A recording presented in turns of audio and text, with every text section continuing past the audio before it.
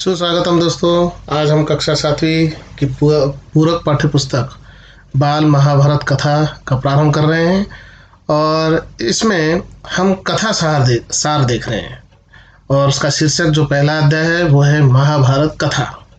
तो ये जो सबसे पहले हम महाभारत कथा के संदर्भ में थोड़ी सी जानकारी ले लेते हैं। जैसे कि हम सभी को पता है कि पिछले साल हमारे पाठ्यक्रम में बाल राम कथा थी और उसके लेखक थे वाल्मीकि जी। ठीक इसी प्रकार से महाभारत कथा हमारी एक पौराणिक ग्रंथ है और इसके जो लेखक हैं वह हैं ऋषि व्यास जी। तो चलिए, ये जो हम सार देख रहे हैं इसमें पूरी महाभारत कथा संक्षेप में बताई गई है। तो पहला अध्याय हमारा जो है महाभारत कथा। महाभारत कथा को प्रारंभ करते हैं। भारत की कथा महाभारत की कथा महर्षि पराशर के कीर्तिमान पुत्र वेद व्यास की देन है। व्यास जी ने महाभारत की यह कथा सबसे पहले अपने पुत्र सुखदेव को कंठस्थ कराई थी और बाद में अपने दूसरे शिष्यों को। मानव जाति में महाभारत की कथा का प्रसार महर्षि वैशंपायन के द्वारा हुआ। वैशंपायन व्यास जी के प्रमुख शिष्य थे। ऐसा माना जाता है कि महाराजा परीक्षित के पुत्र जन्मेजय ने एक बड़ा यज्ञ किया। इस महायज्ञ में सुप्रसिद्ध पौराणिक सूत जी भी मौजूद थे। सूत जी ने समस्त ऋषियों की एक सभा बुलाई। महर्षि शौनक इस सभा के अध्यक्ष हुए। तो कथा का कुल मिलाकर जो इतिहास है वो इस प्रकार से है कि महाभारत कथा जो है वो पराशर के कीर्तिमान पुत्र व्यास द्वारा लिखित है और व्यास जी ने ये जो कथा लिखी है ये मौखिक तौर पर चली है और इन्होंने अपने पुत्र को पहले ये जिनका नाम था सुखदेव उन्हें याद करवाई। कंठस्थ कराना मतलब याद कराना। और उसके बाद फिर दूसरे शिष्यों को तक ये महाभारत कथा पहुंची और इस प्रकार से धीरे धीरे इसका प्रसार होता चला गया। तो हमारे यहाँ जो है पहले जो लिखने की कला विकसित नहीं थी, जो कुछ भी चलता था वो मौखिक चलता था और चीज़ों को याद कर कर रखा जाता था। याद करते समय सबसे खास बात ये होती थी कि उसके उच्चारण पर बहुत ज़्यादा जोर दिया जाता था, उसकी शुद्धता पर बहुत ज़्यादा ध्यान दिया जाता था। सूत जी ने ऋषियों की सभा में महाभारत की कथा प्रारंभ की महाराजा शंतनु के बाद उनके पुत्र चित्रांगद हस्तिनापुर की गद्दी पर बैठे। अब कथा इस प्रकार से है। सूत जी जो हैं सभी को कथा सुना रहे हैं और इस कथा का प्रारंभ में ही वो कहते हैं कि शांतनु के बाद चित्रांगद हस्तिनापुर की गद्दी पर बैठे। उनकी अकाल मृत्यु हो जाने पर उनके भाई विचित्रवीर्य राजा हुए। उनके दो पुत्र हुए, धृतराष्ट्र और पांडु। और चित्रांगद की मृत्यु के बाद जो है उनका जो भाई था वो राजा बना और उसके दो पुत्र थे, धृतराष्ट्र और पांडु। बड़े बेटे धृतराष्ट्र जन्म से ही अंधे थे। अब ये सभी को विदित है कि धृतराष्ट्र जो थे, हम लोगों ने कई बार सुना भी है, धृतराष्ट्र जो थे वो जन्म से ही अंधे थे। इसलिए उस समय की नीति के अनुसार पांडु को गद्दी पर बैठाया गया और ये बिल्कुल सही भी लगता है कि एक अंध व्यक्ति किस प्रकार से राजपाट संभाल सकता है। तो कोई भी उसको बेवकूफ़ बना सकता था, उसको लूट सकता था या फिर किसी और प्रकार की हानि पहुंचा सकता था। तो शायद उस समय की नीति के अनुसार फिर जो है राजगद्दी पर छोटा बेटा होने के बावजूद पांडु को बिठाया गया।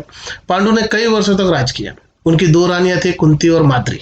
कुछ समय राज्य करने के बाद पांडु अपने किसी अपराध के प्रायश्चित के लिए तपस्या करने जंगल में चले गए। उनकी दोनों रानियां भी उनके साथ ही गई। वनवास के समय कुंती और माद्री ने 5 पांडवों को जन्म दिया।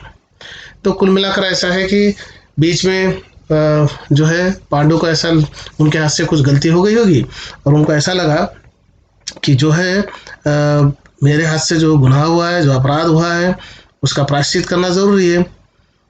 और इसलिए फिर जो है पांडु वहाँ से अपनी पत्नियों को लेकर चले गए। अब हुआ ऐसा कि दोनों पत्नियों को लेकर पांडु जब जंगल में चले गए तो फिर राजा बनाया गया धृतराष्ट्र को, क्योंकि और कोई था नहीं राजगद्दी संभालने वाला। और यहाँ जो है पांडु को दोनों रानियों से 5 पुत्र प्राप्त हुए। कुछ समय बाद पांडु की मृत्यु हो गई। 5 अनाथ बच्चों का वन के ऋषि मुनियों ने पालन पोषण किया और पढ़ाया लिखाया। जब युधिष्ठिर 16 साल के हुए तो ऋषियों ने 5 कुमारों को हस्तिनापुर ले जाकर पितामह भीष्म को सौंप दिया। तो कथा इस प्रकार से आगे बढ़ती है कि आगे चलकर जब पिता की मृत्यु के बाद और पांचों पुत्र जब बड़े हो जाते हैं तो पहुंच जाते हैं कहाँ पर, हस्तिनापुर। पांचों पांडव बुद्धि से तेज और शरीर से बली थे। उनकी प्रखर बुद्धि और मधुर स्वभाव ने सबको मोह लिया था। यह देखकर धृतराष्ट्र के पुत्र कौरव उनसे जलने लगे और उन्होंने पांडवों को तरह तरह से कष्ट पहुंचाना शुरू कर दिया। तो कथा बड़ी तेजी से आगे बढ़ती हुई सार है, इसलिए बात ऐसी होती है कि पांचों पुत्र जो हैं पांडु के, वो बड़े प्रखर बुद्धि अर्थात तीव्र बुद्धि वाले, होशियार, चतुर थे और इसलिए फिर कौरव उनसे जलने लगे। दिन पर दिन कौरवों और पांडवों के बीच वैर भाव बढ़ता गया। वैर भाव मतलब दुश्मनी बढ़ती गई। अंत में पितामह भीष्म ने दोनों को किसी तरह समझाया और उनके बीच संधि कराई। और अब यहाँ पर जो है दोनों के बीच का जो वैर भाव कम करने का प्रयास पितामह भीष्म ने किया और जो है दोनों के बीच संधि कराई अर्थात समझौता करा दिया। भीष्म के आदेशानुसार कुरु राज्य के 2 हिस्से किए गए। कौरव हस्तिनापुर में ही राज करते रहे और पांडवों को एक अलग राज्य दे दिया गया जो आगे चलकर इंद्रप्रस्थ के नाम से मशहूर हुआ। इस प्रकार कुछ दिन शांति रही।